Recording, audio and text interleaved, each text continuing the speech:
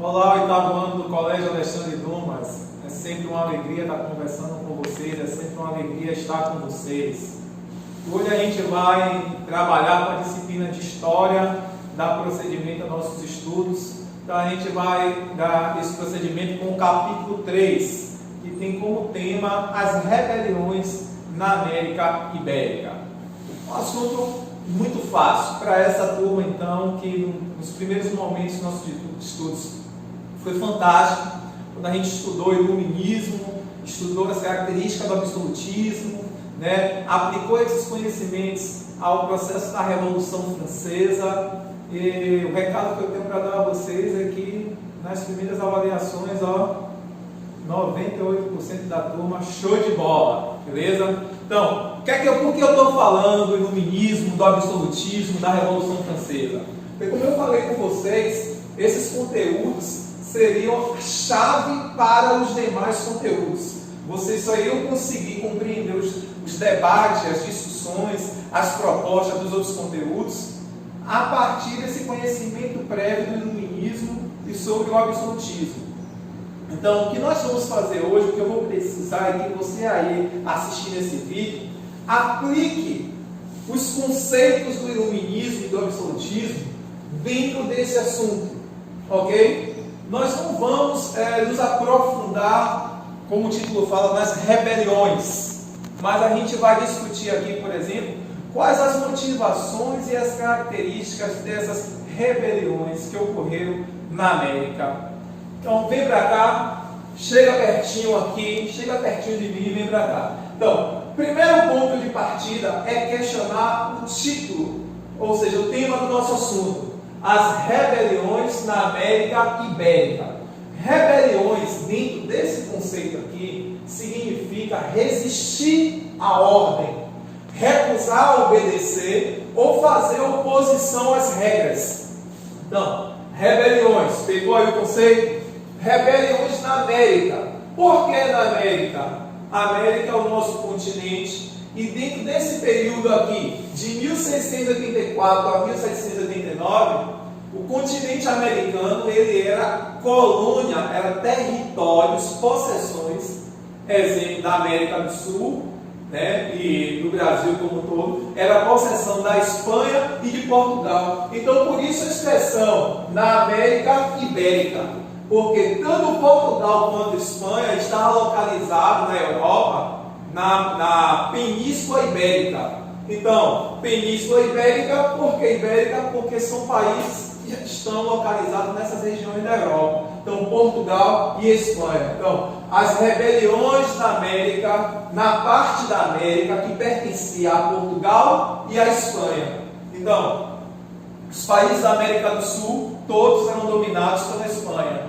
E o Brasil, que hoje é o Brasil, era dominado por Portugal. Então, nesse período, não podia chamar Brasil, que o Brasil pertencia a Portugal. Então, se chamava América Portuguesa. Por que América Portuguesa? Porque era parte da América que pertencia a Portugal. Por que América Espanhola? Porque era parte da América que pertencia à Espanha. E se aqui esses dois países dominavam, as regras que prevaleciam, as normas que prevaleciam aqui na América, inclusive na América Portuguesa, que era a colônia de Portugal, eram justamente as regras que vinham de Portugal. Então, o que nós vamos analisar hoje nas rebeliões, nos motins, ou algumas revoltas que aconteceram aqui no Brasil Colônia, América Portuguesa, é a mesma coisa, porque o Brasil ainda não era Brasil. O Brasil só vai ser Brasil quando ele se torna independente de Portugal. E nesse momento, o Brasil ele era um terreno, uma possessão de Portugal. Por isso que eu estou falando dessa forma. Então, por exemplo, o que nós vamos analisar e aplicar os conhecimentos do iluminismo e do absolutismo aqui é justamente para tentar entender quais foram as motivações e as características de algumas revoltas que aconteceu aqui na América Portuguesa e na América Espanhola. O que nós vamos questionar nesse exato momento é, por exemplo, quando nós estudamos a Revolução Francesa, nós vimos que o principal lema era liberdade, igualdade e fraternidade. Nesse momento a gente percebe dentro desse lema que a população francesa ela tinha uma lógica de nação, uma lógica de povo, uma identidade nacional. E a Revolução Francesa foi em prol de todos que ocupavam aquele território, em busca de leis, de uma Constituição que atendesse a todos como cidadão. O que a gente vai ver aqui é diferente, é que esses ideais do iluminismo que foram aplicados na Revolução Francesa, na maioria das revoltas, eles não vão ser aplicados, porque a gente vai identificar justamente algumas das características políticas, econômicas e sociais que motivaram essas revoltas. E vocês vão ver que uma das principais motivações dessas revoltas foi contra o poder absolutista. Absolutista por quê, Will? Não estou conseguindo entender, você está embolando um pouco. Então vamos lá. A gente viu que em 1798 ocorreu a Revolução Francesa, não é isso? Só que nesse período Portugal e Espanha, o regime de governo ele era o absolutismo.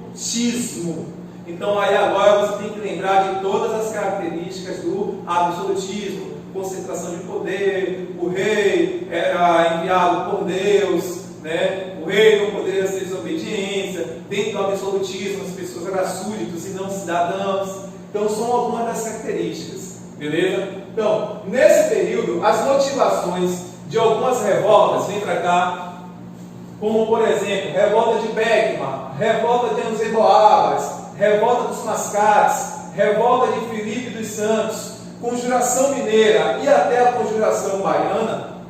A principal motivação foi contra, por exemplo, o absolutismo monárquico de Portugal, que concentrava muitos poderes e não dava autonomia política e econômica à colônia. Então, por exemplo, aqui, se a gente for pegar um exemplo da Conjuração Mineira, foi o período, porque foi o período em que se descobriu o ouro se tornou o produto mais importante do Brasil, na região das Minas Gerais principalmente, mas que infelizmente todo esse ouro que foi descoberto aqui no Brasil, que era extraído do Brasil, não ficava no Brasil ou não ficava na mão desses proprietários dessas minas. 70% a 80% desse ouro era enviado para Portugal, porque o Brasil era um terreno de Portugal, era uma possessão de Portugal. Então toda a riqueza produzida aqui era enviada para Portugal. Qual vai ser um dos questionamentos da Conjuração Mineira, por exemplo? A revolta vai ser que o ouro em um determinado momento ele vai estar, o extrativismo, a produção vai estar baixa, e nesse momento Portugal passava por uma crise e o governo ele vai decretar o aumento de impostos, e esses impostos eram pagos em barras de ouro. Essa população rica não tinha como pagar, e daí você vai ter essa motivação de revolta. É um exemplo para você ver. Então, contra o absolutismo monárquico, ou seja, dentro da América Portuguesa e na América Espanhola, as pessoas, mesmo as consideradas ricas, não tinham autonomia, independência para decidir suas regras, suas leis, porque todas as regras vêm de Portugal. Economicamente, o que se tinha era o pacto colonial. Os comerciantes, os fazendeiros ou os donos de minas só poderiam comercializar com Portugal ou com Espanha. Por exemplo, a população, tudo que era produzido aqui no Brasil, colônia, só podia ser vendido para Portugal, e tudo que entrava nesse território só poderia vir de Portugal. Ou seja, logicamente, os portugueses vendiam seus produtos mais caros e compravam esses produtos mais baratos, pagavam o valor que eles queriam. E ao mesmo tempo, esse comércio com esse pacto colonial, a população que estava aqui no Brasil colônia estava sujeita aos produtos e às condições dos portugueses. Por quê? Porque existia essa regra absolutista do período, que era o pacto colonial, que é justamente isso. A colônia, ou seja, era isso aqui, ó, o medalismo. A colônia, ela servia para abastecer a metrópole. E quem era a metrópole? Colônia, Brasil desse período. Metrópole desse período, Portugal, ou seja, Portugal era o centro do Brasil colônia, que era a América Portuguesa. Então a América Portuguesa, francesa, ela só servia para abastecer Portugal, assim como a América Espanhola só servia para abastecer a Espanha. Então, tudo isso aqui são características do absolutismo. Então, uma característica econômica, o pacto colonial e o metalismo.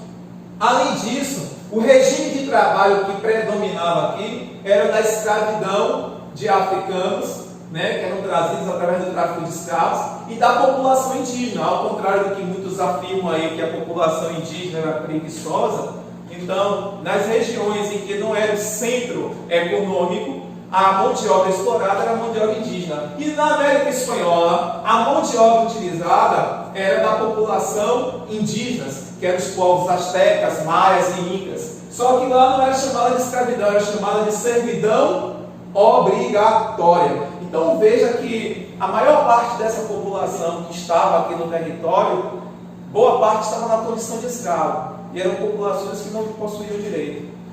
A população livre não era reconhecida como cidadão, era reconhecido como súditos, porque o regime ele era absolutista. Simplesmente tinham que obedecer. Economicamente, o tempo todo estavam prejudicados, porque estavam limitados ao que os comerciantes ou ao que o governo português oferecia. Então você vê aqui também, não havia o quê? Uma lógica de povo. Quando vocês forem estudar essas revoltas aqui, eu vou pedir que vocês analisem uma a uma, o que vocês vão identificar é que não existiu a ideia de povo. Por exemplo, povo brasileiro. Existiu uma lógica, sim, de grupos sociais que estavam reivindicando. Por exemplo, na Conjuração Mineira, quem fez a manifestação toda foram os ricos, donos das minas de ouro, mas na hora de ser julgado, quem foi julgado foram os pobres. Lembra aí de Tiradentes, chamado Tiradentes, né? Alguém tinha que pagar o preço. Não havia também a ideia de pertencimento, de identidade nacional. Por que eu estou dizendo isso? Porque na Revolução Francesa, com os ideais iluministas, o que predominou foi justamente isso. Na França existia uma ideia de povo, de nação, uma ideia de identidade nacional, daí a ideia de reconhecimento de cidadania, daí a ideia de se acabar com o regime absolutista. O objetivo dessas revoltas não foram acabar com esse regime, mas foi combater a eficácia dessas regras, ou seja, diminuir um pouco o peso dessas regras. Por isso, a expressão rebelião pode ser encarada aqui como resistir, recusar, fazer oposição, mas não quer dizer ser totalmente contra, derrubar a forma de governo ou se ver independente de Portugal ou da Espanha. Então o que a gente tinha nada mais nada menos aqui era um paternalismo da metrópole.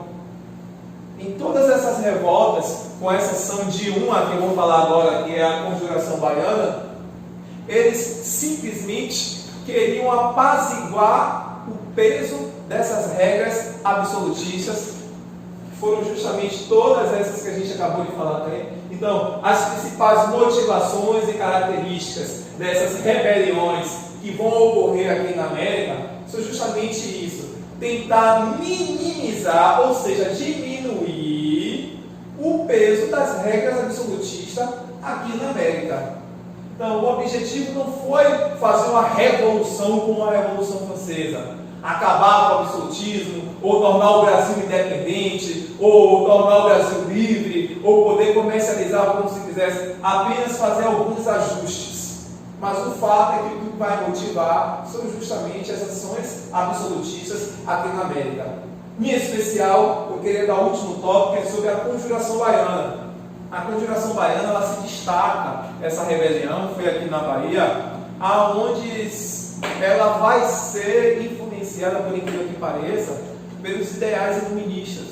Já vai ser ali no finalzinho do século 1798, né, quase, e vai ser influenciada por esses valores do iluminismo, aonde a classe rica, a classe média, a classe pobre, né, vai divulgar, tentar conscientizar a população de que deveria se propor uma independência, onde a Bahia deveria se separar, né, do governo português e se tornar um país independente, somente a Bahia. Por que isso?